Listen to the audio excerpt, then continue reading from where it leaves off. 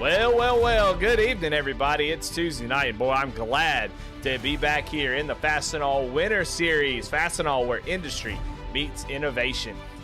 We are here tonight on VSRN, V-Speed Racing Network, and I got my good buddies in the booth with me. Now, it shows Eddie Smith, Dakota Wilson. We didn't even put Chuck's name on the billing, but he comes in as a special guest, last-minute type thing, so glad to have him as we're looking forward to some good racing here tonight. So take a look at the schedule, and you see we're on round number 2, Lanier, here in the Tour Mods. So the old wheel-in Tour Mod, 625 horses, open wheel, and boy, it's going to be a lot of fun. It's some short track racing. Dakota, how are we feeling tonight? How do we feel about this type of racing, and what do you expect to see out of these drivers? Well, you're going to see probably a lot of wheel hopping, a lot of people using that Nerf bar on the front of the car, and these these modifieds, they have 15 inches of tire per per tire. So a lot of tread to really get the power down and then make some hay. Well, Chuck, I know you love these cars. You said earlier that this is your favorite car in the track. Tell me, what does it take to be fast in these tour mods, and what are these guys going to be dealing with? Well, you got to take care of the car, obviously. I mean, it's open wheel, a lot of speed. You just got to be, what I've learned, and I'm certainly no expert, but you can't overdrive the car. I know that's cliche on almost every vehicle, but with these open wheels and a lot of horsepower, you got to be kind of easy on corner entry, roll through the corner, and kind of easy on throttle.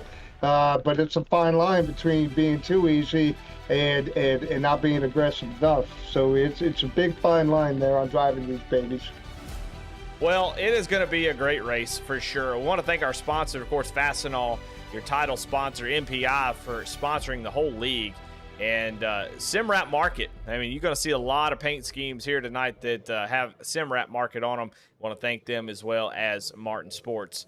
As we take a look at Lanier right here, we're going back, calling it Lanier National Speedway. It's sort of a go-kart track now. I think it's called Caffeine and Octane Lanier Speedway, as I really stumble over that name there. I'm not really sure what's going on other than some kart racing, different things, but we're kind of going back into the day Lanier National Speedway, some really cool short tracks. Tour Mods, actually, I don't know if they've gone there more than just a couple times, so going to be a fun track. It's one of the first tracks ever on iRacing. If you were doing Asphalt Oval in 2008, 2009, you were doing the Legends cars on Lanier or South Boston, going back and forth. So this track has been on the service for a long time. I'll tell you what, let's bring in Timothy Stubblefield into the booth and see what he's feeling about his race tonight. I think you're caught up with Timothy. Yeah, hey Stubbs, it's Dakota, Eddie, and Chuck in the booth. You got us, bud? I got ya. Yeah, we figured we'd pull you in. You know, you got quite the following in the YouTube chat, so we'd figured give you a little bit of time to give them a shout out and kind of talk through what your hopes and dreams are for this next the next 3 races in the tour mods. Yeah, I want to give thanks to all my friends and family that come out and watch every week. Means a lot. Just the next 2 weeks, I hope I can keep it strong, stay up front, and stay out of trouble. Yeah, you definitely had a good run going there in the last race of the late model. Excuse me, the late model stock race. Had a little bit of trouble come your way, but I still think you ended up in the top 10 maybe. So that was a good way to finish out that portion of the schedule. And these next 3 weeks in the tour mods, really looking for some big things out of you there. Yeah, I think we got caught up something at the end there and kind of just gave it away. But I haven't done much in the modifies, but I hope I just keep it on the track. Yeah, well, I think we'll let you get ready for the grid. Good luck tonight, and we'll definitely be watching for you. Yes, sir. Hope put on a good show. But there you have it, man. He sounds confident. I gotta say, I'd be nervous if I was the rest of this field. Hope they ain't listen. That's definitely the Fastenal Winter Series most popular driver. We're gonna go ahead and crown him right now. I mean, definitely has the most. And if you got fans in the chat, I'm sorry to say, but y'all are getting your butt whooped by Stub Nation. They are definitely hitting on all cylinders every single week. So Timothy Stubblefield trying to get up there and get a win here tonight. And we'll take a look at the point standings so far through the first round. The late models were just a lot of fun. And Alex Coffey is going to come away with a 7-point lead over Alex Huffman. Alex was able to get that win. And you saw Mikey Neal win the first race. I don't remember exactly, but those 3 have wins. But you see Stephen Harlow, Craig Lautenslager, and Eric Schaefer, your top 5. So the points are really tight. And it's going to be interesting to see how that continues to play out. Alex Coffey has been pretty strong all season long, and he's kicking everybody's butt. We're going to see Stephen Harlow get up there and get a win. And who y'all got on your eyeballs on? I mean, Alex Coffey, Alex Huffman, they've been strong. Stephen Harlow's been up there. But who we got our eyes on, Chuck, that we need to be watching out for? It's going to come from maybe the bottom half of the top 10 and get up towards the front before we end this tour mod round. Well, this is it. If you look at the point setting, I mean, you got a three-way tie between 7th and 9th. All three drivers, Johnny, Charlie, and Shane at 86. And then Adam's only 3 points ahead of them and 2 points up to 5. So I'm really not sure, only because I don't know their skill level in this specific car and track combo, nor have I raced around any of them in this car track combo. But just looking at the points alone, you can see there's some good competition going on there. Yeah, no doubt. I mean, you see Stubb. We just talked about him back in 13th. Jonathan Cofield, somebody to be watching out for too in that 12th position. Some drivers just haven't made all the races. But I imagine it's going to get a little bit more popular as we get into the second part of the schedule. We get on the big cars on the big track, starting with the ARCA. Let's go ahead and get into the grid and see who is starting where here tonight. As I get the grid up here on the screen, up front, going to be Stephen Harlow in the first position. He takes pole with a blistering lap time, almost a tenth faster than anybody else. Eric Schaefer going to start outside the front row. Starting third, going to be Shane Wyatt and Alex Coffey in the fourth position. Starting in fifth, Jonathan Cofield and Kyle Benson in the sixth position. Seventh position, Charles Stevens Jr. and Parker Bland going to start in eighth. Starting in ninth, Timothy Stubblefield and Adam Lancaster starting in the 10th position. Starting 11th, Christopher Bishop and Craig Lattenslager in the 12th position. Starting 13th, Tony Kivett and Barry Now going to roll off in 14th. 15th, going to be Johnny Shade with Blaine Wilson in the 16th position. 17th, Matthew Jorgensen and Jason Hastings outside of him in 18th. And then rounding out the rear of the field is going to be Ross Harlow and Cody Kinsey. So a nice little 20-car field here to start off this round. And, I can't think of a better place to be here on Tuesday night. I want to thank y'all so much for joining us, and we're excited to get this thing rolling. And, Dakota, I mean, I don't know what to say about this car. I'm not super versed in it, but as far as the obvious difference is we don't have fenders on them. And you talked a little bit about wheel hopping and driving over the back wheel of somebody else. I mean, how if you've never really driven the tour mods that much, how tough is that going to be to get used to? Yeah, it's definitely a challenge because you got the big the air filter sticking through the roof. It's very limited visibility, and you can actually turn on like a plexiglass A-pillar, so you got a little bit more sight for you. And you really just gotta mind that right front if you're on the bottom, because if you slide up the track, you're gonna wheel hop and you're probably gonna go over the wall. I mean, I've been on both ends of it, and when these things wreck, it's pretty nasty. Yeah, we'll take a look at the race analysis fixed setup, so everybody will be running the same set. 155 laps, and the big thing is that intermission on lap 75, an 8-minute intermission for some reason. And so it's lap 75, you get to kind of reset, get new tires, new fuel, and we'll go again.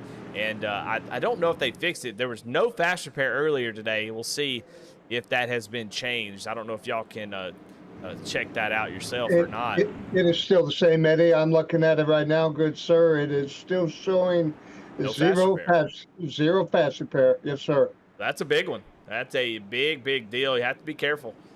This track can clog up pretty quickly. And I'm ready to get this thing going. I want to see these guys, see who is good at these tour mods. The pace car is off. Green flag here tonight. This is a good camera angle. Got a nice battle in 1 and 2 side by side. We'll see if that top side works at all, as Eric Schaefer is trying to make that car work. Not able to do it, goes wide, and takes that second place one to jump down to the bottom. Ooh, and actually blinks out. So right now, Stephen Harlow going to take over the lead. And we got some driver cams here tonight, so see if we can get them on the screen before the people start wrecking. We go under caution. You see you got Stephen Harlow, Charles Stevens, and Johnny Shade there down on the bottom right now. Harlow is out front driving that 5 machine. Got a new camera angle today. Look at that. We got plant cam. What kind of plant is that, Chuck? Give us some analysis on what plant that is. He's got there on the right side of it. It's one that you would, it's an interior plant that probably takes a little bit of water and sits in a pot, is probably the kind of plant that sits on a small shelf. That's the kind of plant that you're looking at. Oh wow, you got it taking water. That's wild. What a crazy call there. Everybody kind of getting single file. Looks like everything kind of chilling out here. I was expecting to see maybe a little bit of carnage, but so far everything looking pretty good as we watch Stephen Harlow lead this race. But man, Schaefer is starting to work a little ahead here. As you look out the push bar cam, you can see right there on the back bumper of that number 5 machine.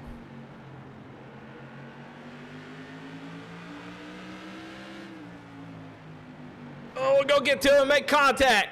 And around goes Eric Schaefer right into the barrels. Kyle Larson, little replay there as he's going to go around by himself, and the caution comes out. You see Barney up there, man. He's really getting with that flag. Good Lord, Barney. Everybody relax, dude. Wonder how much working out Barney has to do for tracks like this. Get that arm ready to wave that flag.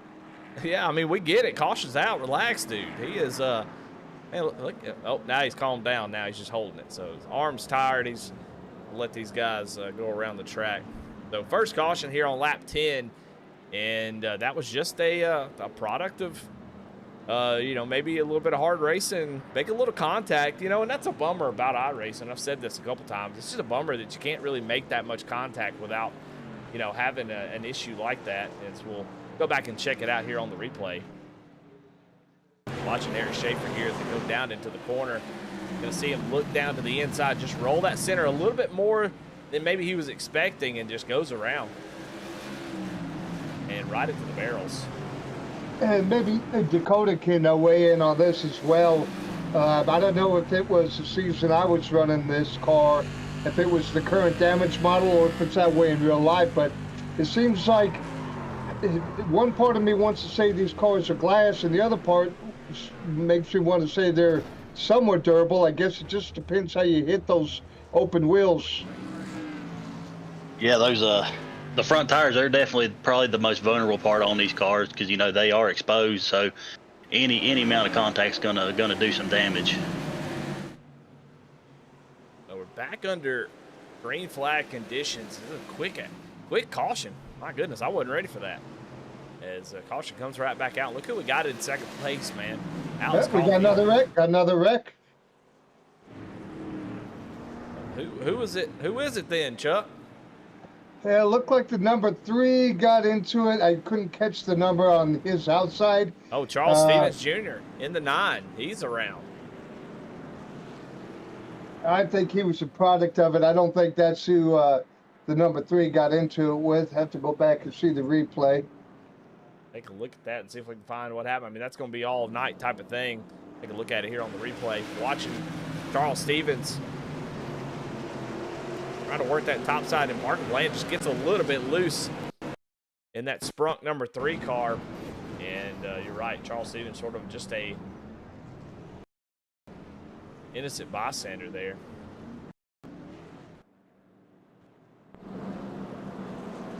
Already some tough starts for Eric Schaefer and Charles Stevens. They're all the way at the back. Luckily, we've got a long way to go, 156 laps in this race. And they still have the intermission at lap 75, so you'll be able to get that stuff fixed. The good thing about the intermission, the way that it's going to work, and we'll kind of give you a rundown on that right now, is what exactly is it for? And we don't know. We have no idea why there's an 8-minute intermission. That was not really explained to us. So at this point, it's sort of a mystery, 8 minutes. But it's going to give them a chance to go down pit road. And yeah, I think the actual reason is that it takes so long to take 4 tires and fuel that this gives them a chance to go down, get 4 tires and fuel, kind of get reset, and we'll get back going racing. I think that happens a lot in short track racing. But getting ready to go green. Another really quick caution. as a green flag is back out. Stephen Harlow and Alex Coffey drops right down to the bottom, clearing himself on the bottom to make sure he doesn't get rooted up out of that groove. We've already seen that top side. Oh, is Stephen Harlow may have gotten a little bump there and might end up losing the lead here as Alex is still looking down to the inside. But Harlow going to be able to hold off there with that run off the top side. But these guys getting racy here early, guys. What do you think? Definitely some good short track racing. I will tell you, Eddie, my biggest suggestion when I started racing this car was the width of the car and it being open wheel, but more specifically the visibility when you got what I call the stovepipe coming up out of the middle of your hood. It does block some visibility on your front end. Yeah, you're absolutely right about that. It is really tough to see as we see that kind of see that right there. We'll take a look. Maybe we can try to find a driver cam. You can see just that pillar right there on the left side, but also the one in the middle. It makes it tough to see. It'd be difficult, but Alex Coffey's going to take the lead there away from Stephen Harlow, and caution flag is out. Looks like Blaine Wilson and Christopher Bishop goes around in the 18 and 14. Brings out our third caution of the night.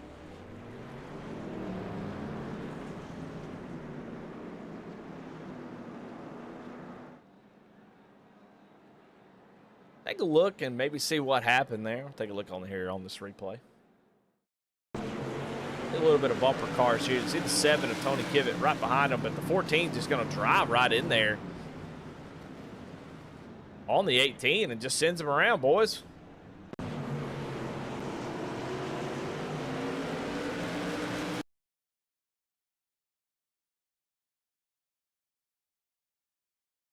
It's a little bump from the 7 right there. Then going to go down into the next corner and just kind of overcooks the front end.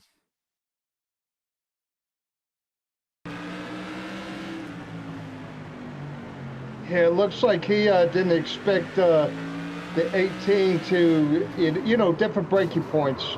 I don't want to say that was intentional, but just maybe the 14 wasn't anticipating the 18 braking at that point.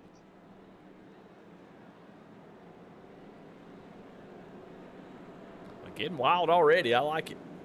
I mean, that's the best part about short track racing, and honestly, it's going to happen. You put 20 guys with a car some of them aren't familiar with on a really small track. I mean, with 3/4 of a quarter of a mile, just a little bit more than that. I don't know. 0.38. Yeah, 3/4 of a mile. I mean, it's only a matter of time before you make contact with somebody. It's just going to happen. Yeah, I will tell you the one guy really familiar with these cars is the 19 of Ross Harlow. I mean, you've seen his brothers lead the first handful of laps, but and Ross, he actually started in the back. He's been making some hay. He's all the way up to 7th now, and he's probably going to be the hands-on favorite to win this whole thing. I could not agree more. And good-looking paint scheme too. I like that. There's a lot of good paint scheme, and honestly, there's not much to paint on these cars, so to have a good scheme, it's pretty impressive. As here comes Shane Wyatt, Stephen Harlow with that second starting position. I think we'll see that a lot tonight. Starting outside of that front row is going to be pretty detrimental. Right now, Stephen Harlow getting passed by Jonathan Cofield is that bottom is where you want to be. Maybe on new tires you can make the top side work a little bit better, but it seems like right now after 32 laps, that top side is not where you want to be. Harlow going to be able to get in line there in the 4th position. Oh, as Harlow's going to get another bump. It gets a bump from Craig Lonslager. What's going on? I think maybe I may have the wrong paint. Does Stephen Harlow have a Target car on him tonight? It's a good save. We got another one going around. We have 7 and 49 going around. Yeah, you see there, Rick, Jason Hastings involved. Cody Kinsey was slow there. Tony Kivett as they go around. So another caution, but this is what we expected. I mean, we talked a little bit before the race, guys, didn't we? And we kind of agreed that this is the way things were going to go here tonight. First round of a new car, and you can see there was a lot of stuff going on in front of them, and the 7 just not able to get checked up there. He's really not going to be able to see what's going on. I mean, right in front of him, there was some cars getting really out of shape. It was at the 49 of Jason Hastings. Going more with him. You can see just there's a lot of movement going on in front of him. Cars getting into the wall, and he checks up. Unfortunately, I mean, just couldn't see. And right now, it looks like Jason Hastings blew his motor trying to get down on pit road. There's no fast repair, so unfortunately for him, he's out of this thing. Because there is no swap over of a session. This is the car you're going to be running, and with that, with no fast repair, he's done. So a second retirement here, as he's going to have to jump out of this one. Barry Knapp was the first guy to retire from this race. So, I mean, when you lose the engine, there ain't no fixing that, boys. Now, and I've also noticed from the other league I ran, even suspension can put you in the garage tonight, or I mean all night as well. Yeah, I don't know if we'll see back in the day where I was listening to the Dale Jr. Recap of, I think it was the 1979 season, and talking about how they would go in there and Darrell Waltrip's crew would replace an engine. I don't think we'll see any of that tonight. Getting ready to go green here. Alex Coffey now with the lead. Shane White now in the worst spot on the track, as now he's going to have to fight and find a way down to the bottom. As Cofield now inside for second place. Coffey takes the point, which we've seen him out there all season long. He's just been up there constantly. Even when he goes towards the back and has to come up through the front, he's able to make it.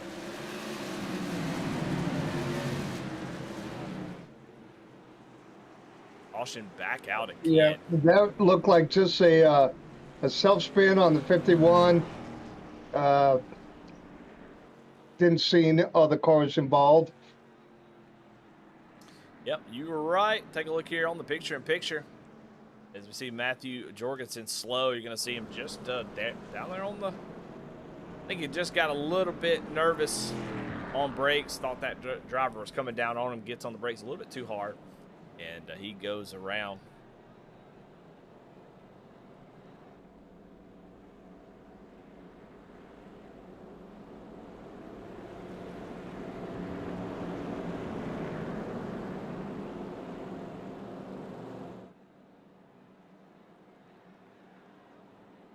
So under another caution, we'll take a look at that race recap. 5 cautions already, and the 1 lead change with Alex Coffey getting around Stephen Harlow. Stephen Harlow actually back in the 6th or 5th position.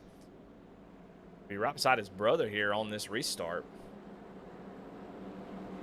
And big movers. I mean, obviously Ross Harlow has been a big mover so far, and you talked about it, Dakota, up from 19th to 6th. I mean, having no issues here, making his way towards the front. It's going to get even harder as he gets up here towards the top 3 or so. It's going to be harder to make those moves, but I think this is a car that he really loves, and he's taken to it like we expected. But right in front of him, Craig Lautenschlager, he has started in the 12th position, running 4th.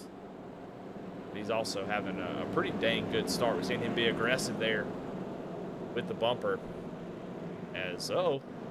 Ross Harlow going to the back. Problem with the 19, boys. What's going on? Oh, looks like he was given an EOL by race control. Huh. Yeah, I'll confirm that. That's what I'm seeing on race control. Is he was given an EOL. Well, all right. Well, so obviously, race control is a fan of Craig Lautenschlager and didn't like that Ross Harlow had the biggest mover of the race at the moment and sent him to the back. Restart is out. Alex Coffey gets a great jump, and Shane Wyatt going to take over that 2nd position. And now Stephen Harlow on the attack, down on the bottom, trying to battle there for that 3rd position, side by side with Jonathan Cofield. Cofield now in a really tough spot. Going to want to get down pretty quick, I would imagine. And he does. He gets down in there right in front of Craig. Oh, Cofield was right on the bumper of Stephen Harlow.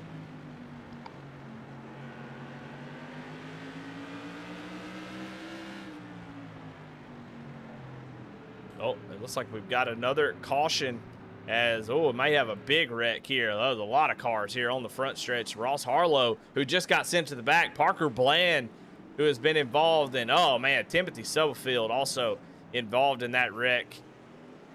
Brings out our next caution here.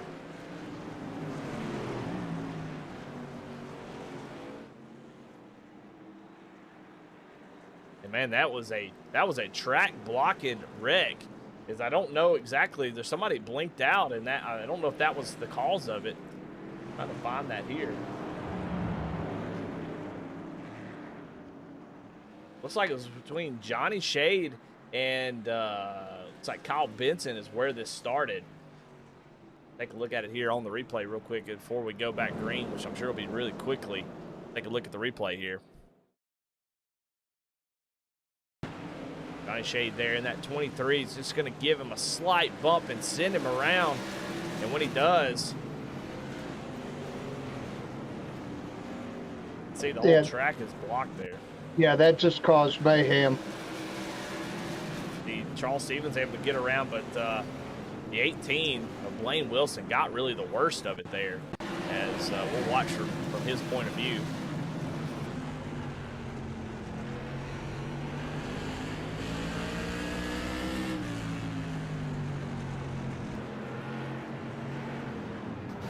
Whew, that's scary. Man, just sitting sideways right on the track, couldn't see squat. Look how quickly that track gets completely blocked, and a lot of drivers involved in that one. Getting ready to go green here. Alex Coffey, Shane Wyatt, your front row, as we are continuing to knock cars off. Look, Shane Wyatt drive down in the corner in turn one, trying to make something happen there on the outside. He's not going to make it, though. Gets booted up out of the track, and we're 3 wide here at Lanier. We can't do this. Oh, and Shane Wyatt gets turned by Jonathan Cofield and gets ricocheted into Stephen Harlow, and they all go around. And Harlow's sitting on the track, and he goes all the way around in another chain reaction wreck there. And it takes out a couple of the leaders. So much going on. I'm watching this race on 3 monitors, Eddie, and I don't know which one to look at. We're gonna have to get a couple more monitors. Let's go. We're gonna take. You know, during the intermission, let's all go run down to Walmart or Best Buy and grab another monitor. Well, technically, I'm watching 4. I have yours broadcast on my 4th one. I don't know which one to look at. Yeah, we definitely need it to see what's going on. We'll take a look at this from a little bit zoomed out cam, because there's a lot of going on. As you'll see, I mean, a driver there trying to get on the pit road, it looks like, because there were 3 wide here, and we knew it wasn't going to work. Somebody's going to have to give a little bit of contact there. You can see, I mean, Johnny Shade, it's just a chain reaction. You can see the 5 right in the middle. Look there, 4 wide. But you see Stephen Harlow in the middle, and it's going to make a little contact here with the 27 when they go in. It's going to check up the 27, and then when that happens, you see the 23 gets in the back of the 58, and then it just kind of ripples all the way up to the 5, and then look at this. It's like race car dominoes. the 7 of Tony Kivett, he was able to get. I'm sure he pooped a little bit, but he was able to get through that. Look at this. Watch this full speed, just how quickly it all goes wrong. That's a good checkup on the 7, though, and a couple cars behind him. That was good on track awareness to slow it down, brake, even come to an almost stop. They did a real good job on track awareness right here. Yep, see, look at that. Yeah, really great job by Tony. Yeah, that was well done by the number 7. Well, yet another caution, and we've lost some of our leaders. So Eric Schaefer back up to the front after he spun out earlier in the race. We're getting ready to go back green here. About 13 laps when we take the green here to go back to that intermission. So not too many laps left before this thing's going to kind of get reset. 4 tires, fuel. Everybody's going to be able to get back going right now. Craig Lautenslager is now in 2nd place. And you see a lot of drivers up there way high. I mean, look at Johnny Shade up here in the third groove almost. Oh man, Eric Schaefer gets out of the groove as well and ends up, I don't know if there's a little bit of contact going on, but he went way up into that third groove and he falls back to the 5th position. As you can see Shane Wyatt trying to do something with that outside line. It's just so damn hard to do anything. It's almost like these guys are running high on these restarts just so they can get down to the bottom line, as that's sort of the preferred groove. And man, look how tight this race is. Look how much he's having to use that wheel here on the helmet cam. Well, he was very fortunate to be able to get up high like that and get right back down. That window could have shut real quick. But Eric Schaefer now battling with Shane Wyatt, who even after that contact spin was able to get his position back. But Eric Schaefer now up into the 4th position, is now Shane having to lose another spot, and he's just going to try to get down. He needs to get down to the bottom. Ooh, it looks like back there was maybe another wreck going on, but stay green. The driver we haven't talked about here so far, Adam Lancaster, in that 17. He's been pretty quick. He's been involved in a lot of issues pretty much every race, just struggling to stay out of trouble. But that 17 has been fast, so that's somebody else to keep your eyeballs on, as he's another big mover up 5 spots from where he started. So Adam Lancaster might be something somebody we're talking about at the end of this thing. Check in on. Oh, go ahead. I was about to say, I've actually got a note from race control that Ross, he was actually not supposed to get an EOL. That he was trying to administer EOL to Cody Kinsey for his internet connection, and Ross was kind of just a casualty there. So it's kind of like when you back a Kodiak bear into a corner and you got a damn salmon hanging from your neck. He's gonna get you. No doubt about that. He is up to the 13th position trying to get going, and just kind of stuck. Actually going to give a shove to Kyle Benson, and Kyle's going to get another shot. He goes up into the wall, and caution's going to come out, as we saw it right there. I mean, I think maybe Ross a little bit out of patience there. I don't know if that was exactly what was going on there, but you saw the contact. And around goes Kyle. And that should be our intermission, I would imagine. Take a look at that wreck real quick before we do. On board with Ross Harlow here. Kyle Benson right in front of him. We were watching it. We were watching from a different angle. Yeah, I mean, he really drives it in. I don't know if he was trying to get to his outside and Kyle just changed lanes, so he wasn't expecting it, because he had been running a lane down, but you saw it just looks like Ross was trying to maybe jump up to the outside. Kind of felt like he was being bottled up on the bottom. You see he's entering in a little bit higher, but I don't know if he was trying to use that push bar or what. Well, all right, well, intermission here tonight. And we got about 8 minutes. Going to have a little 8-minute break, guys. Going to come down pit road and sit for 8 minutes, get 4 tires, get some fuel to make it to the end of the race. Just under halfway here. So we're going to take an 8-minute break, and we're going to talk to some drivers. But first, let's get some commercials. Let's thank all of our sponsors and folks that help keep this thing running. And we'll be back in just a few minutes. Should take a couple minutes for these commercials. We'll be right back. Let's meet the supply chain technology lineup. Coil machines, a powerful combination of access, control, and traceability. Sensor devices, take what you need, the device reports who, what, and how much.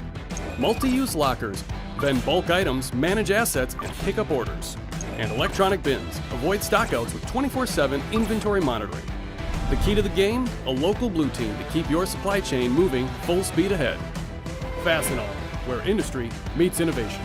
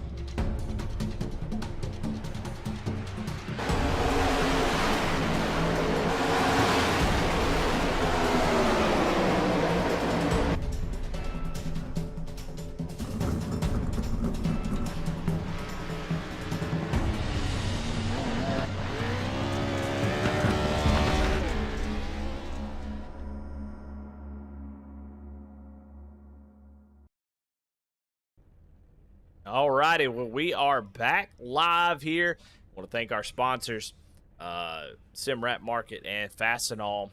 And we're going to take a little time and do some ad reads while we're here and get our sponsors here right in the middle of the race while all y'all are watching before y'all scoot off.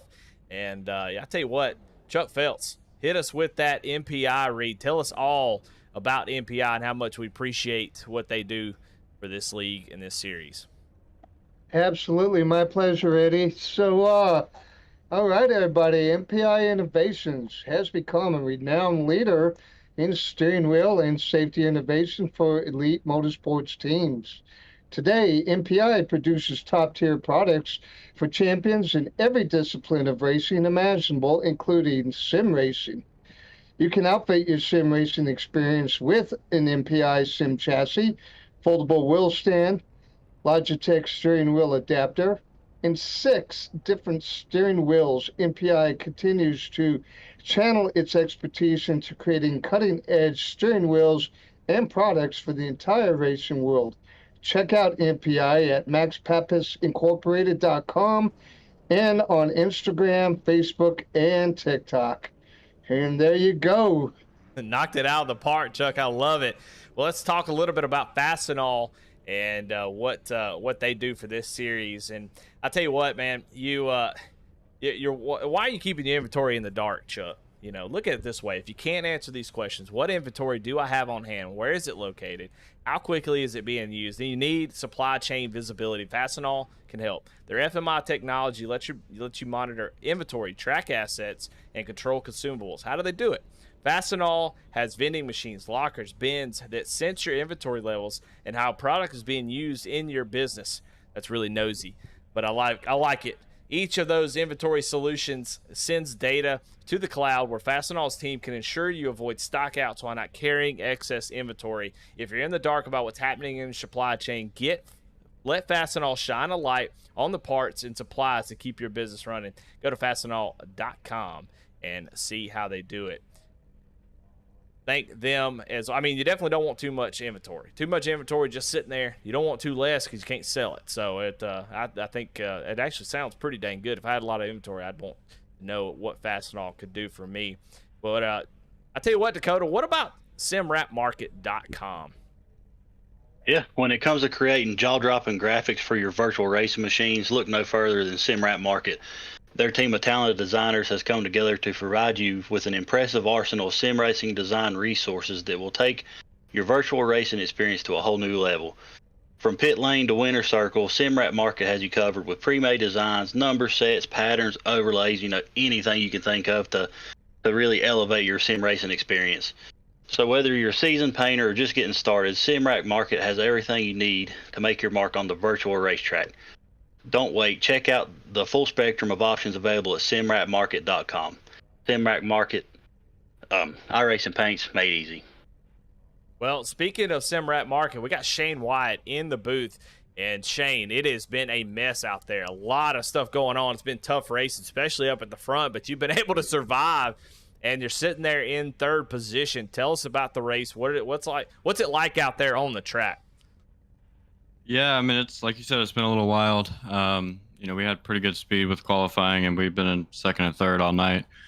Our only downside was going into one. We just got stacked up, got ran into from behind, and spun sideways. So luckily, we were able to save it, and I think we'll restart 6 because I'm pretty sure everyone keeps their starting order. So, long way to go, and hopefully we'll be able to bring the Simrap Market number 27 to victory lane. Well, tell us a little bit about what's different about these cars versus what we came out of, the late models. I mean, what's different? What do you have to drive a little bit differently? How do you attack the track in this car versus one with 4 fenders all the way around? Yeah, I mean, you got to definitely be more careful getting into people. I feel like you could rub and race each other a little harder in the other cars.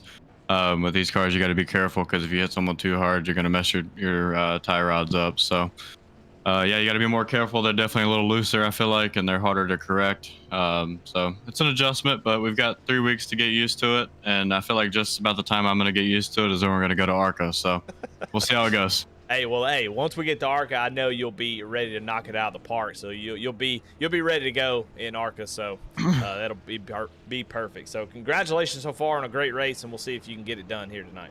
Yep, thanks, guys. All right, but there you have it. Shane Wyatt, thanks SimRat Market for their support. Also, Martin Sports, also a secondary sponsor here.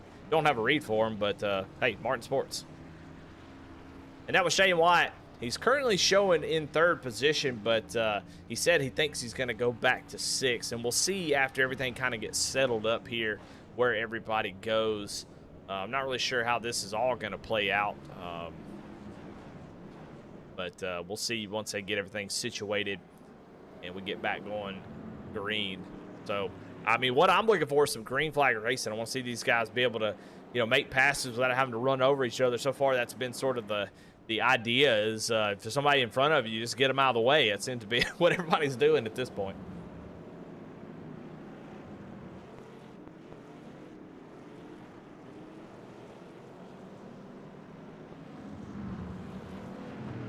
Well, typically in short track racing like this, you don't have a competition caution, so I think people would be a little more cautious on tire wear and vehicle damage, et cetera, but knowing that this competition caution was coming, maybe guys were being a little more aggressive if they were mid-tier or something, trying to get to the front, and now maybe we'll see some more calculated racing, if that makes sense. Yeah, I think so. I mean, there's a lot of guys that have gotten a ton of damage fixed. I mean, Jason Hastings been on fixing damage for about 22 minutes now. Blaine Wilson got 7 minutes of repairs. Timothy Stubblefield with 2.5 minutes. Kyle Benson with over 3.5 minutes. 3 minutes for Matthew Jorgensen and Christopher Bishop. 2.5. I mean, there's a lot of drivers still out on the track that have gotten a lot of damage fixed. How good are those cars? And how they're going to handle, we'll find out.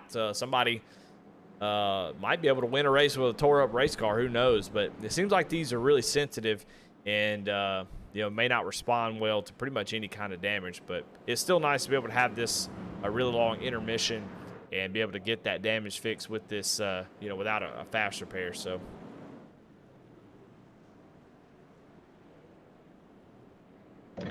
Now, Eddie, maybe you know or don't know from what the admins have told you. Is this the same format throughout this portion of the? Each week are we going to have a competition caution, or do you know? I don't know 100%. I'm gonna guess if this was done because you can't really pit at Lanier under caution without losing a lap, and that's just an assumption. Who knows what Chris Progard does? I mean, he just does what he does, and we don't really know and understand it. We don't have to. That's the fun part about it. But I think when we move on to the next round, especially at a track like New Hampshire, I think just normal rules will probably apply. But we'll see. Maybe he'll throw a wrench into it, make it interesting, do some fun stuff. I mean, this is a fun series. While the MPI Xfinity series is sort of a, people serious trying to make it into the Sunoco Cup series. These winter series, just be able to just kind of have fun, go out there and have a good time. Have some fun racing, maybe try out some different cars. This Dirt to Daytona has been done before, and I think it's an interesting way of handling. So it's a good time to throw some fun stuff in there, see how it goes. Something like the choose cone that was used last season in an Xfinity car was something that was just thrown together one time. So, hey, let's see if this works. And, it's always fun to try different things. So we'll see what Progar has up his sleeves for the rest of this thing. But lights are out on the pace car. And we're going to get ready to go green here for this last little run to the finish. And right now, Alex Coffey has been out front since he took the lead from Stephen Harlow and hasn't really looked back. And nobody's really had a chance either way. So green flag is back out. We'll see if they do calm down like Chuck said. Coffey able to get away, but Shane Wyatt is in the 3rd position. He thought he was going to start 6th. Oh, as Charles Stevens goes around. Charles Stevens goes around just a couple laps into this stage, and guys, don't look like it's going to get any cleaner.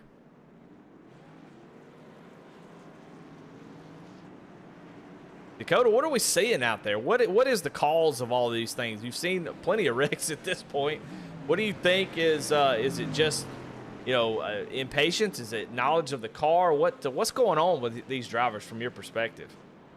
I think it's a little bit of both. I mean, these cars, they're low to the ground. They have a lot of power. They got a lot of tire, and they got big brakes too. So you really gotta.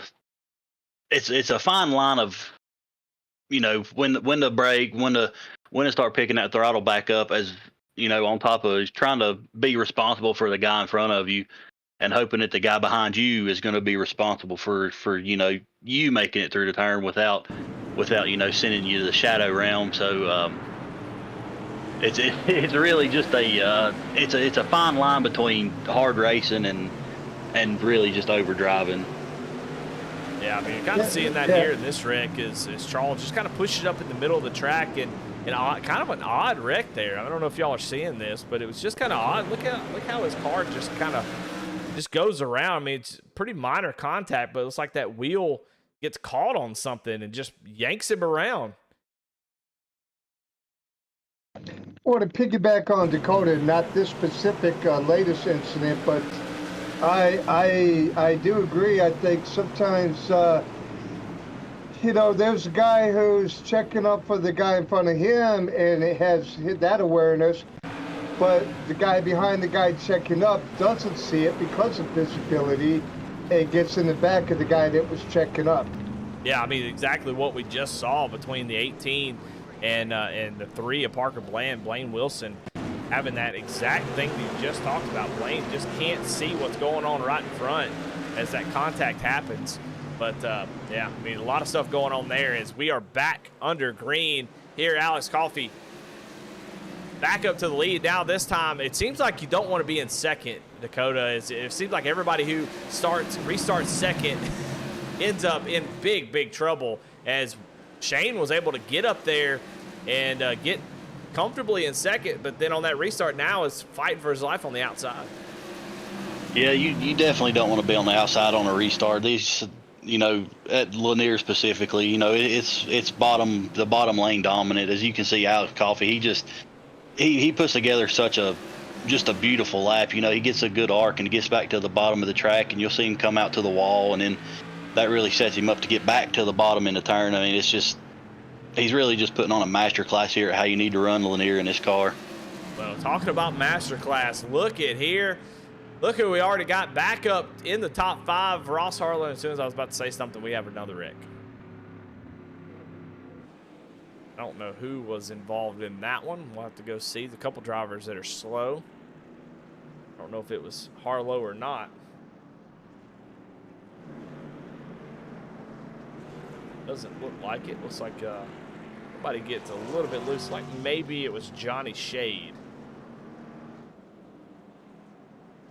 Take a look at the replay real quick. Won't break it down too much anymore as it's starting to get a little bit, pretty much the same thing. And yeah, I mean, you see just a chain reaction there, trying to check up, and Adam not really able to check up in time, and he goes around.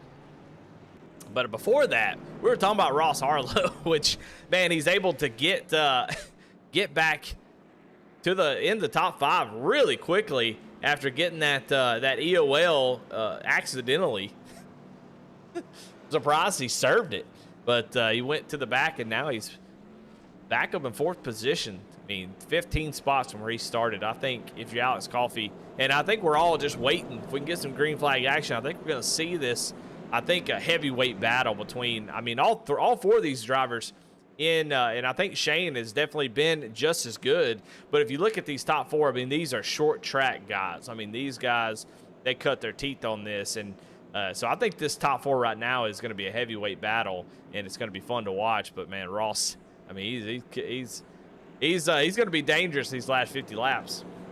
Yeah, there's a reason we call Ross Mr. Modified. I mean, he's just absolutely goated in these cars, and I don't know if race control's listening, but you better not hover over our boy, because I think I seen Ross's mom in the chat, and she's pretty upset with race control. So you better mind your P's and Q's, Krogar.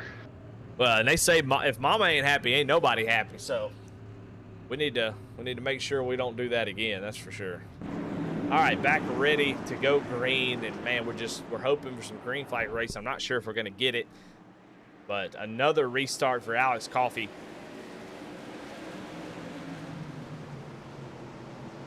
Great jump as these drivers up here are going to try to fight for this bottom line. Harlow not quite able to get in front of Shane as Craig Lautenslager is really working the outside, actually doing a great job on Schaefer there. Like we got another caution. Another caution is out.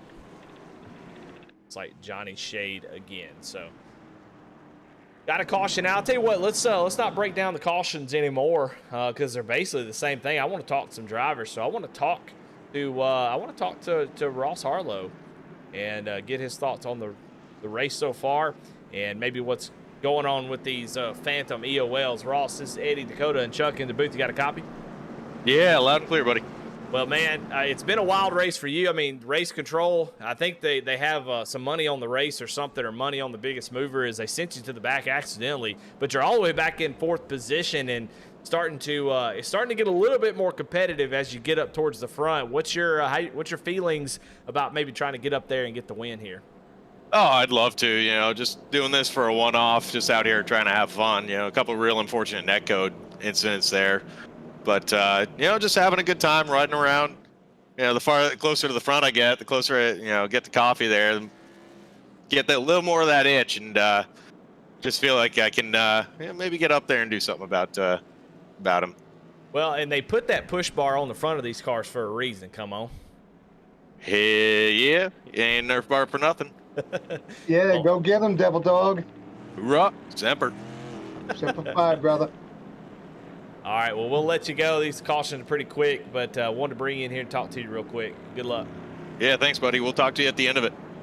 Oh, like that confidence as I put him in the wrong channel. Yeah, calling his shot. I don't know where I put him somewhere. I don't know where I put him. Well, somebody call this restart while I try to find Ross and get him in the right channel.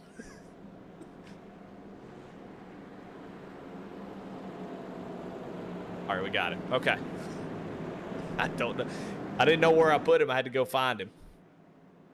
So Alex Coffey's been up front. We need to talk to him as he seems to really know how to get around it. Of course, he's had the advantage of being the leader on these restarts. It's just such a strong place to be. I mean, it's unbeatable. And we've seen second place on the outside be pretty, pretty much the worst spot to be in. And I think probably fourth is right behind it. Is being pretty terrible. So we'll see what Craig's able to do, if he's able to get down to the bottom or Schaefer can kind of fill that gap. But 108 of 156 here, and Alex Coffey with another great restart as Craig really drives it down to the corner, trying to get off the corner and maybe clear Eric, but not able to do it. Eric able to get down to the inside. A little bumper cars there in the middle of the corner. Ross made his way to the bottom. That was impressive. Yeah, now he's looking down to the inside. He's not going to let Eric or Craig get down to the bottom. Sorry, Dakota, go ahead. I would say Lautenslager, he was holding his own there for the first, lap or two of this little run, but eventually the bottom line it's always going to win. Yeah, I mean, a couple times he did a good job of going way high in 3 and 4, trying to get off the corner with a run and clear that guy on the bottom.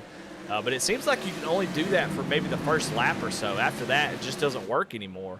Oh, man, bumper cars, Adam Lancaster going to get moved up out of the groove, and they're wrecking behind.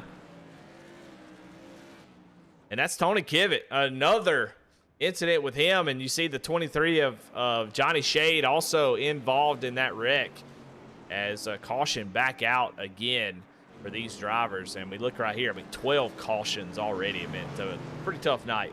I think I'll be glad to get to a little bit bigger track with some more space next week.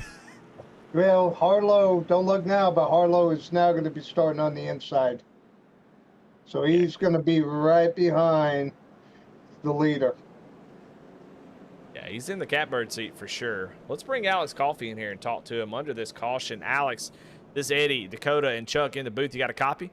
Yes, sir. I got you. Man, starting fourth, you're able to get up to the front, and you've been up there this whole time, but, man, how frustrating it is with all these cautions. You're able to get great starts. I mean, it's the easiest laps you'll ever lead under caution, but how bad do you want to get this thing under green and start clicking away these laps? Yeah, it's like right when I get in a rhythm, there's a caution. We did have a pretty good run earlier though, but hopefully we can finish it off under green. Just want to race around a little bit at least. Well, I mean, how do you protect against that Nerf bar? You know, that's put there for a reason. And, you know, at the end of this thing, it's going to get used. I mean, we see in real life, I mean, just pushing each other around the track. Here in iRacing, it's a little bit tougher to do that because iRacing just, man, it seems like it'll just send the car around. We saw Charles Stevens just go for a loop-de-loop, just a little bit of contact. What's the best way to maybe protect against that or trying to defend this lead? I guess just play defense till I got to play offense. I know if they're in the range, they're gonna put the bumper to me. So just try to be out of that range is about the best bet, I think. All right, well, man, good luck. Yes, sir. I appreciate it. Alex Coffey led a ton of laps, 94 out of 118. That's no surprise. And I'm going to get ready to lead one more, but we'll see if anybody can get up here. Ross Harlow is, like Chuck said, he's there. And what can he do with this 11 machine? What can Eric Schaefer do? He's been really fast as well. He's in that tough spot, second place. Yeah, I'm pretty sure Eric wanted to not get that position. Yeah, Eric actually gets to the outside of the 11. Oh, and almost tries to slide in that gap, but Harlow is there. So move the 19 up into that second position for now if he can complete this pass, and Schaefer immediately tries to get down to the bottom, and another caution is out. Parker Bland doing donuts on the front stretch, celebrating that win a little bit too early, I think. And we'll go back and see what happened there. And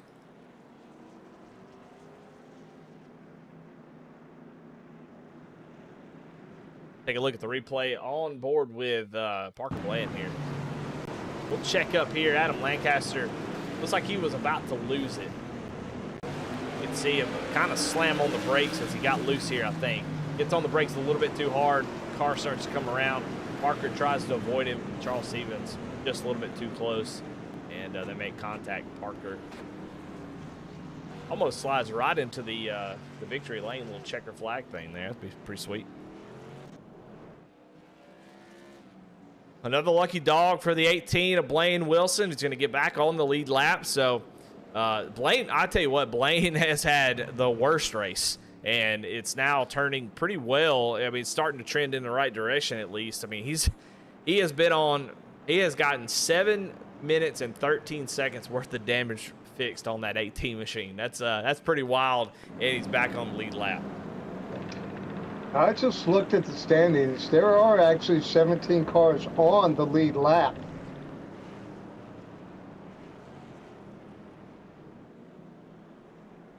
Well, that's pretty impressive. I mean, it haven't had a whole lot of chance for any of the leaders to lap anybody. So it's just been crazy. So love to have some green flag racing and see what these guys can do, but it just doesn't look like that's going to happen. These cars are still out on the track. The 14 of Christopher Bishop, who's running in the 7th position, and he's had massive damage, over 2.5 minutes of repair, and he's doing a great job back in the top 10, so recovering nicely for him. You see that green car down 4 rows on the bottom back from the leader. But getting ready to go green again. This time Ross Harlow going to be on the outside. And it just seems like they're trading that second place back and forth. Green flag is out, man. Look at the start that Ross Harlow gets. I mean, that's the best start we've seen out of anybody all night long. And he is side by side, and he is making it work, boys. Got another wreck, and caution comes out. Who was the leader at the time of caution? I think Ross got the lead right there. Man, holy I'm moly. not sure.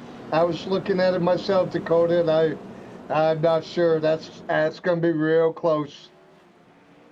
And from what I see, it is Harlow. He was able to take the lead, man. What a great restart that Ross had there. I mean, I've been waiting on people to do this for so long. Let's take a look at this replay, this restart that Ross had. I mean, the only driver that's been able to do this at all tonight.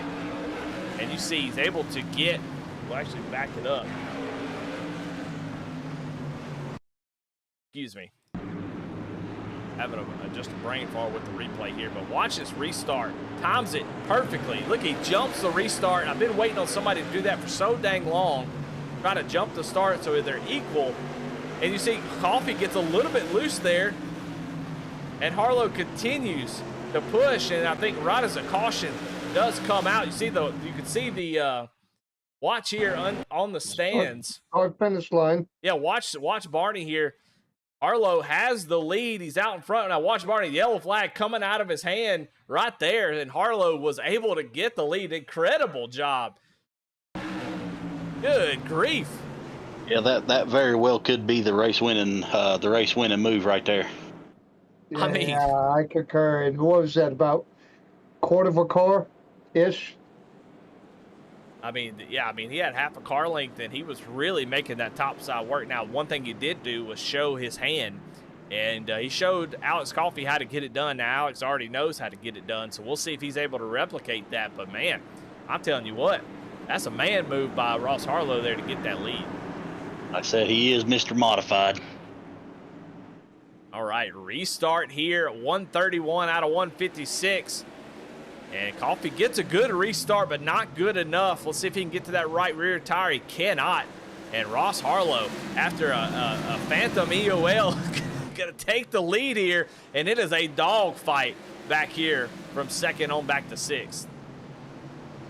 Eric Schaefer able to get clear for that second position. Now it's a battle between Alex Coffey, who's led all night long. Going to make a little contact with Craig. They go up the track. They're still making contact. It looked like they locked wheels. Oh, and they're still wrecking. Oh, and right in front of Coffey, Blaine Wilson spins out, and we're under caution again. And Alex Coffey, big damage to that 11.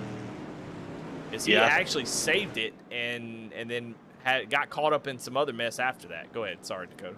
I think, like Chuck said, I think once they got locked, they was locked, and they was just along for that ride.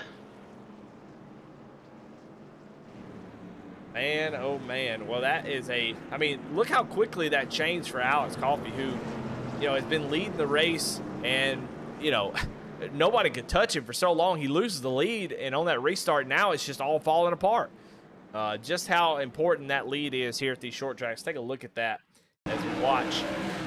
The 11 drives really tight. He drives right there down on his right rear of Craig Lautenschlager, and like y'all said, just locked there and nowhere to go. And they were able to keep going. They obviously have major damage, but the 18 comes in just like a bat out of hell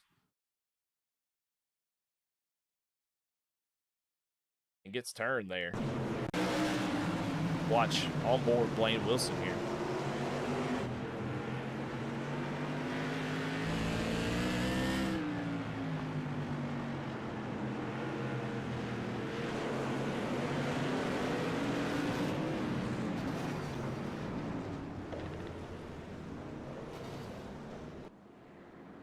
Man, oh man, that sure does change a lot. So Alex Coffey, your points leader, been leading all race, and these cautions are just so frustrating because, you constantly have to knock these restarts out every single time, and then, man, maybe the move of the season so far, just a King Dingling type move for Ross Harlow as he takes that 19 on the outside on a restart and does something nobody else has been able to do from that second position and take the lead. And right now he's got control of the race. And, I don't know if Eric Schaefer, if any of these guys behind him have anything for him. I think he is head and shoulders above everybody right now. So we'll see what happens.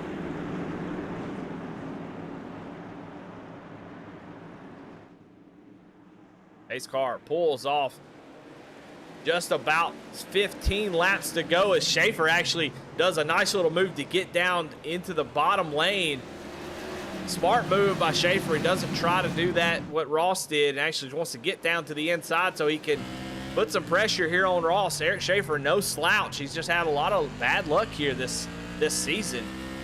What can he do with this 19 machine here late?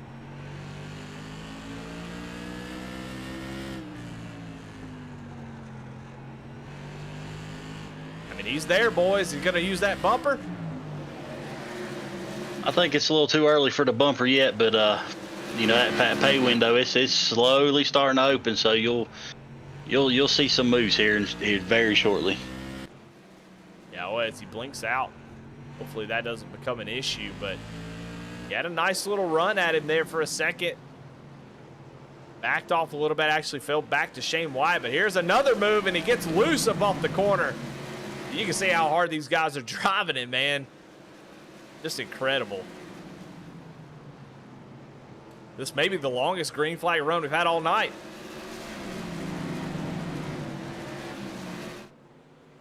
Coming around 10 laps to go here at Lanier. Who is going to take home the checkered flag? Is it going to be Mr. Modified Ross Harlow, or is it going to be Eric Schaefer? Schaefer starting to fall back a little bit. Now 3/10, falling back into the hands of maybe Shane Wyatt. But they're going to start clicking them off pretty soon, and Schaefer trying a different line. You see he's driving in, let it push up a little bit to get the run off the corner. Try to find any way to run down this 19 machine if he can, and he's running out of time. Here we go, another push. That 4 is able to run him back down. Oh, and caution is out. It looks like Oh my Coffee and Stephen Harlow in that one as well. Yeah, Stephen Harlow, another one of those drivers that has had a pretty bad race after starting so well up front.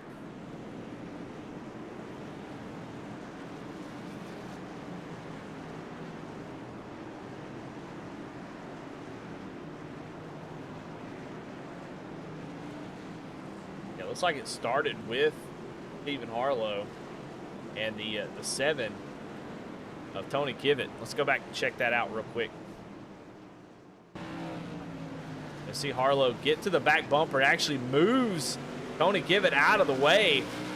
And I don't know if Tony really appreciated that, as he goes right down to the corner and just continues to push the 5 and just sends him around.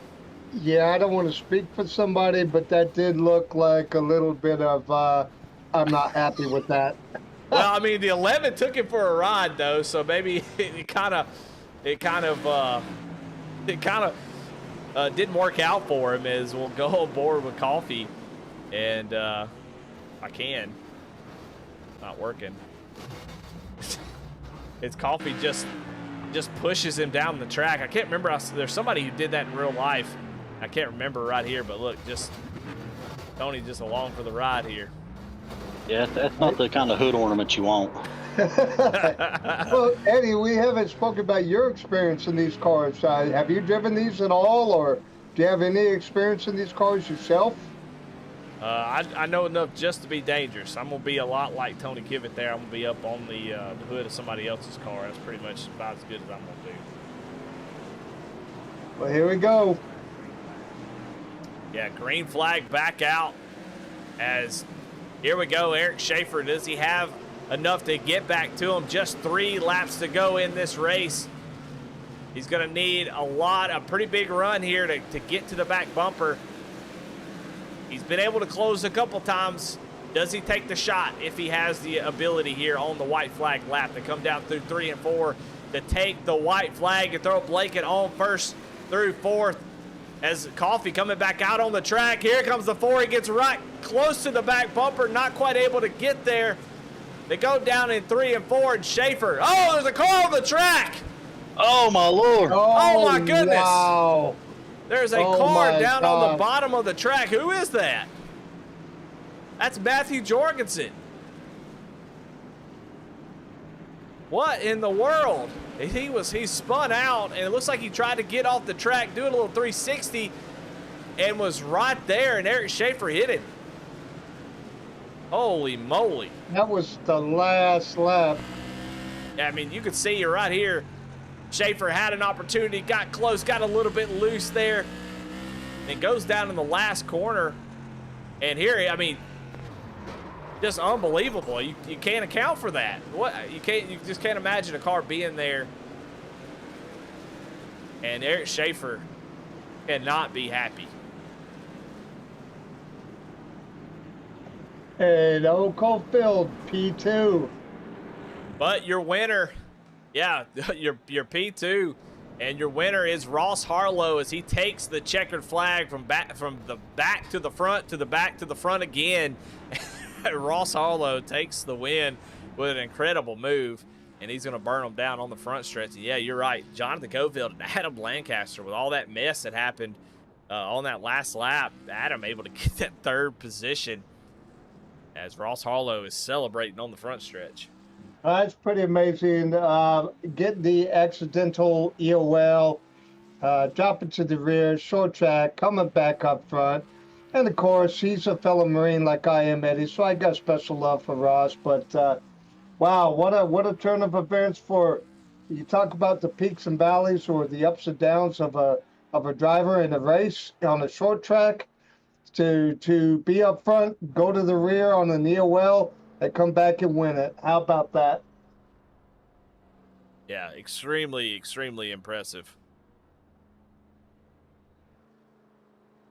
Well, all righty. Well, I'll tell you what, let's take another commercial break as we allow everybody to get in here. We'll show our sponsors one more time, and we'll get you some interviews and talk a little bit about this. And, actually, to give you something to chew on while we go to commercial break, we just got a note from Race Control that the finish is currently under review. So we'll see what the stewards do when we come back, and we'll talk to some drivers in just a moment. We will be right back. Let's meet the supply chain technology lineup. Coil machines, a powerful combination of access, control, and traceability.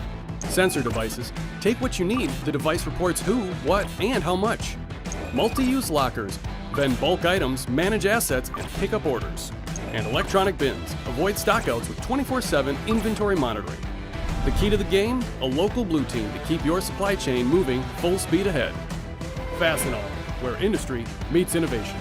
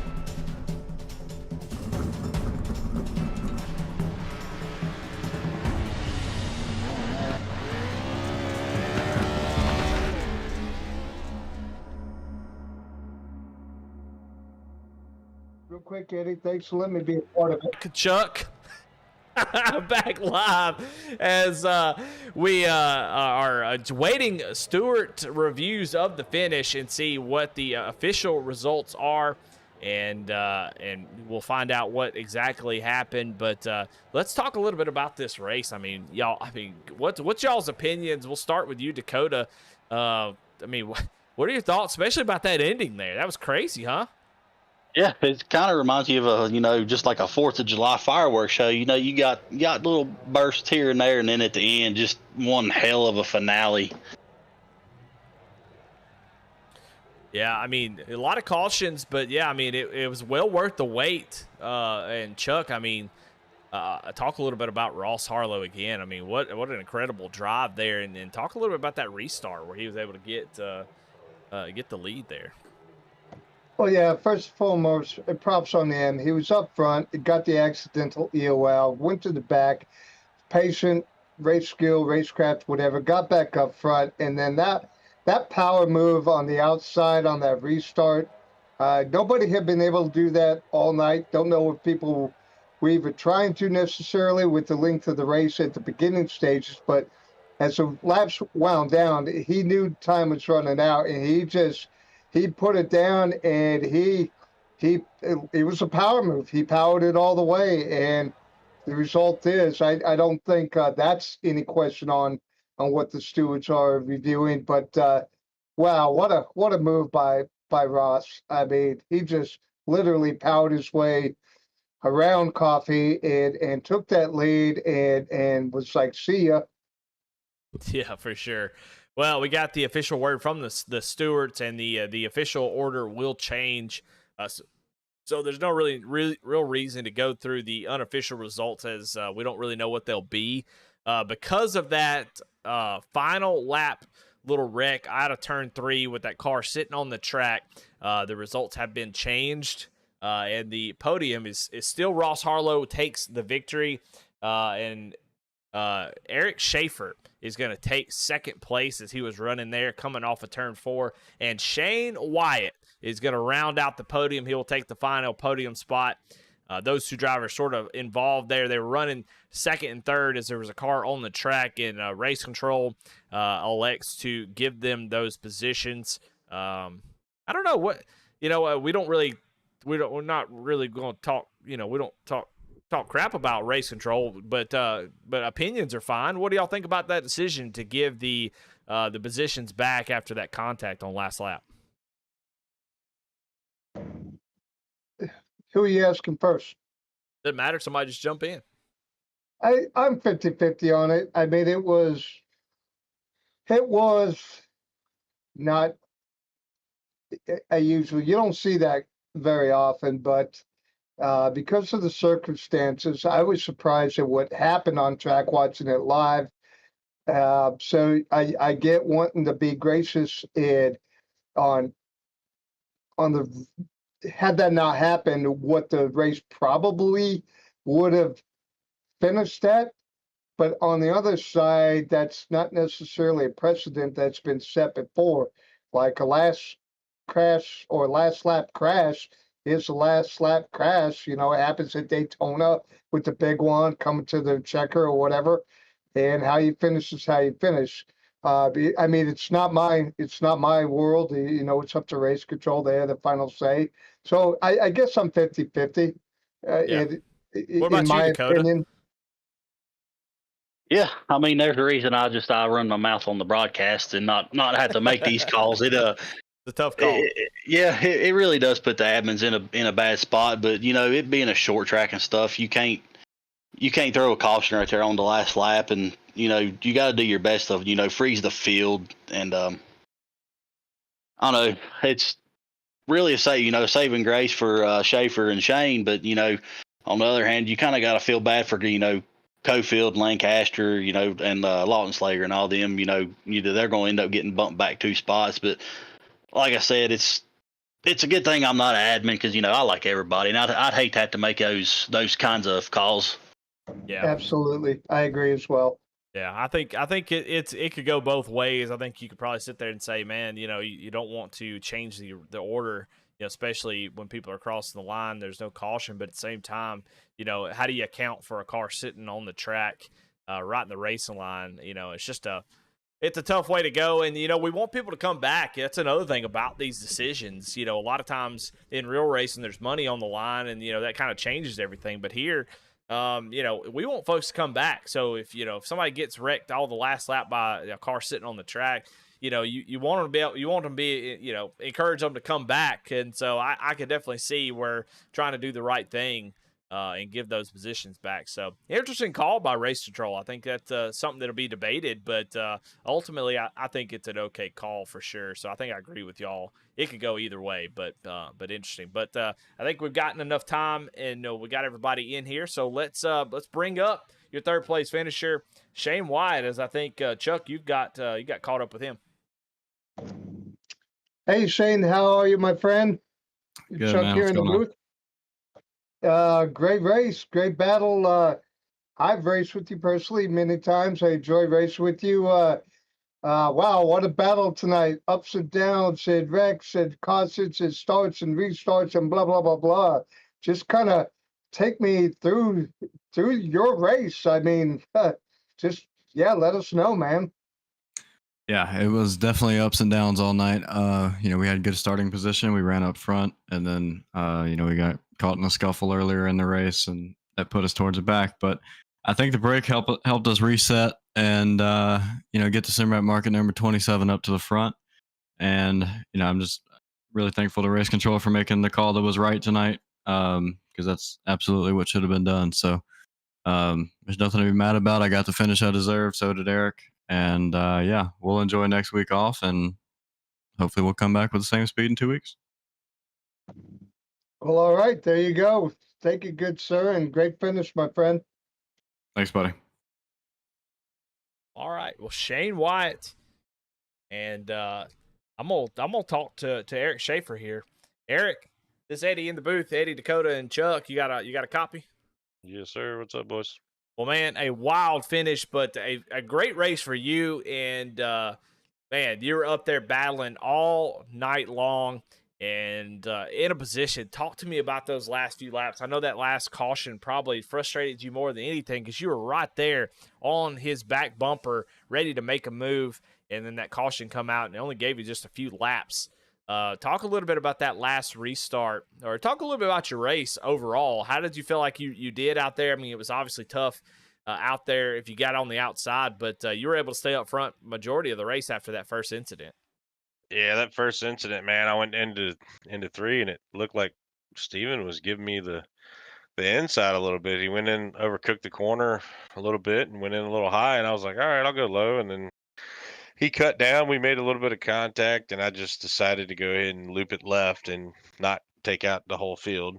But no, man, getting back to that last restart, right before that, I started arcing it in a little higher than Ross and kind of like exiting low, and I was catching him, and I was like, oh man, I'm gonna give him the bumper, and then the caution came out. I was like, oh, you've got to be kidding me. Yeah, and it was just all we could see the frustration is you were got right to his back bumper. And I mean, you're definitely going to use that Nerf bar for sure to move him up out of the groove and try to take that win. I mean, and nobody would blame you one bit. But talk to us a little bit about that white flag. I mean, we were surprised on the broadcast; it blew us away because we didn't even see the car until you hit him. And I mean, talk a little bit about that. I mean, what was that like from your point of view as you're going in trying to, maybe try to get a win there, and all of a sudden, boom, car right in front of your face? I didn't see him until Ross swerved. So, yeah, I went down into 3, and everything was kosher, man. And then I just come out of 4, and boom. So yeah, I hate that stuff like that happens. A lot of people. Yeah, it is what it is. But all in all, I was glad that they made a decision right there to get me and Shane back where we belong. But yeah, that definitely sucked, bro, because I couldn't see anything around the corner, nothing until I hit him. Well, so it sounds like what you said that you didn't see him until Ross swerved. So it sounds, from your perspective, in car, that Ross almost hit him. Oh, absolutely. Ross barely missed him with his left rear tire, and as soon as he swerved is when I hit him. Wow. Well, luckily, Race Control did the right thing and gave you that spot back, so you come home in second. So, man, congratulations. I mean, you're up front all race long, and you're in the mix after that first little incident. And you definitely seem like you have race-winning speed. Just run out of time there at the end. But congratulations, man. Who you got to thank? Any sponsors, shout-outs? Yeah, man. First off, huge shout out to you guys. Hell of a broadcast. I appreciate what y'all do. Shout out to all the admins. Shout out to MPI for having me. Shout out to DBR guys. Reaper Speed Labs, Paul Setup Shop, and yeah, just I appreciate it, man. I thank y'all for what you do. All righty, there you have it. Eric Schaefer and Dakota Wilson, you got the man of the hour, and I'm so jealous of you getting this interview as you're going to talk to our race winner, Ross Harlow. Hey, Ross, it's Dakota and the boys in the booth. You got me, bud? Yeah, loud and clear, buddy. How you doing? Good. Well, there's 3 certain things in life: death, taxes, and Ross Harlow winning a damn modified race on iRacing. You started in the back, and you worked your way up to the front, and then, Race Control accidentally kind of shipped you to the back. And I told them it was like you backed a Kodiak bear back in the corner, you hanging a salmon off your neck. He's gonna come out. He's gonna come out with his teeth and claws. And you ended up one hell of a restart with Alex Coffey, and you was able to edge him out there with the caution. kind of just unpack, your whole night there. Man, that was a lot of fun. I'm just down here for a one-off. Having some fun. Got invited to come race, so figured I'd come have a good time. Figured I'd take it easy. Blew up the qualifying effort, so figured I'm going to be starting at the back of the pack anyways. Just take it easy, let these guys ride around, figure the car out. I know there's a lot of guys here probably never raced one of these, or at least run one in anger before. So figured I'd just ride around, kind of take spots as they came, and knew I had a really good long run car. I've never been great at the short run stuff, but you get these tires worn out, and oh man, she comes to life. She really does if you take care of her.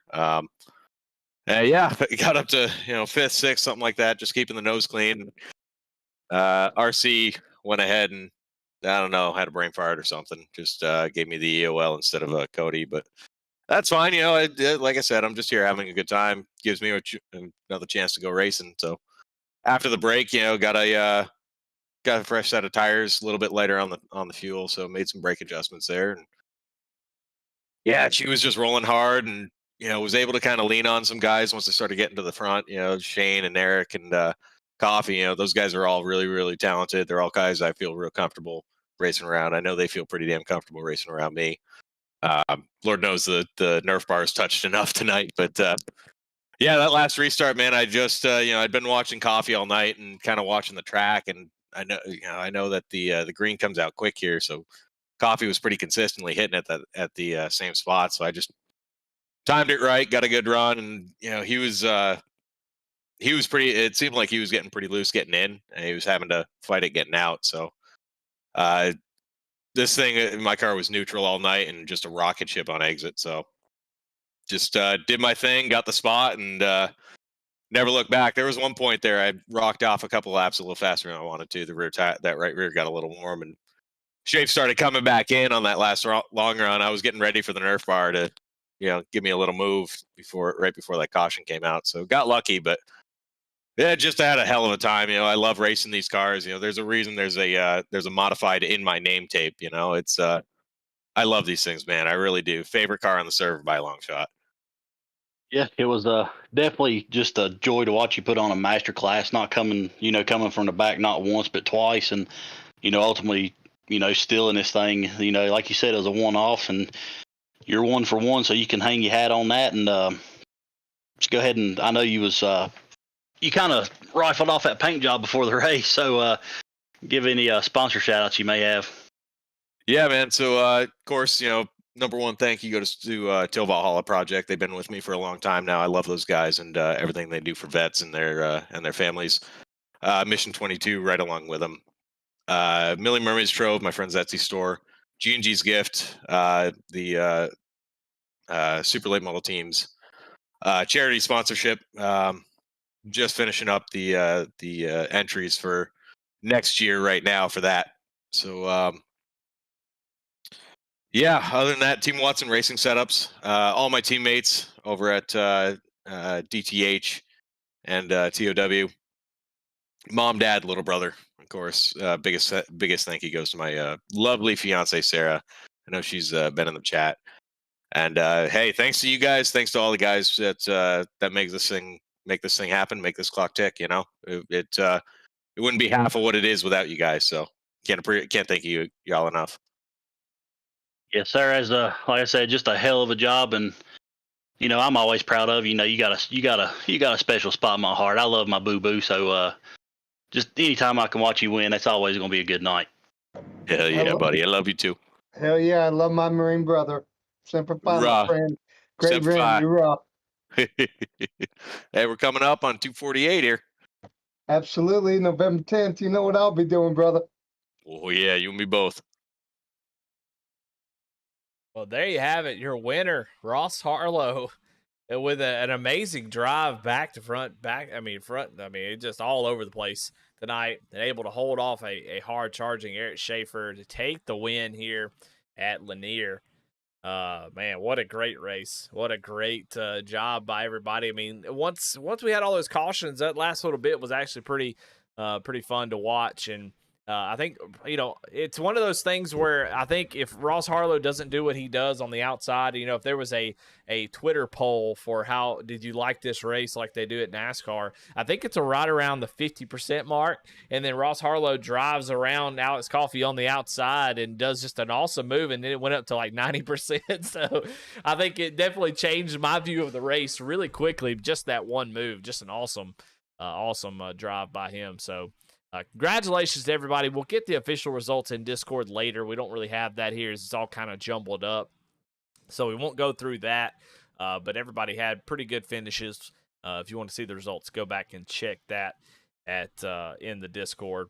But man, great race. Lanier put on a good show. We'll take a look at the schedule one more time, and we'll see where everybody where we'll be going next. Thompson is actually next week, and then we end this round at New Hampshire. Then we go to the ARCA car, and one of my favorite tracks, Dover, in Dover, Delaware. One of my favorite tracks. We'll be hitting that first in ARCA, and then Milwaukee Mile in Phoenix. That'll be a fun round. Then we'll get into some familiarity for a lot of these drivers. Michigan, and I think Knoxville Dirt is going to be pretty crazy too. So, and then in that round at Daytona, and then Old Atlanta is going to be a championship round in the Xfinity car to send them off. So, pretty good race today. A lot of cautions, a lot of some race control having to make some decisions that they wish they didn't have to make. And I love that. When drivers get put in tough positions, and I like when race control gets put in tough positions too. But I think we had the easiest job tonight as we were able to watch a pretty exciting race and got to call a pretty exciting finish. So, want to thank all of our sponsors one more time. Fastenal, obviously, for sponsoring the Winter Series. MPI for being a sponsor of this group. They were a sponsor for the Cup Series for a long time. Now the Xfinity Series. I want to thank them. SimWrapMarket.com. If you need a good paint scheme, and you've seen a bunch of them on that 27 all season long. So go over there, check them out, get you a template, make your own paint, whatever you want to do. And of course, Martin Sports. But as far as in the booth, I'm Eddie Smith. Got Dakota Wilson and Chuck Feltz. Man, y'all did a great job tonight. Thank y'all so much for being in the booth. It was a lot of fun. And Thank you. Yeah, we'll head on to Thompson, which will be probably pretty similar. So anyway, y'all have a great night. If you're not subscribed, go ahead and hit subscribe. If you know somebody that wants to subscribe to a YouTube channel, send them over my way. I'll be glad to take them. We're so close to 500. I don't know, it doesn't get me anything, but it sure does feel cool to say we got 500 subscribers. So if you're not subbed, go ahead and click that button. It definitely does help us out. Get your league out there. The more subscribers we have, the more it jumps into the algorithm, and the more eyeballs we get on these things, and that helps everybody. So anyway, y'all have a great night, and we will see y'all next, in 2 weeks. Can't remember exactly what date it is. Yeah, in a couple weeks for Thompson. So we'll see y'all then. Y'all have a great night. Bye. Good night, y'all.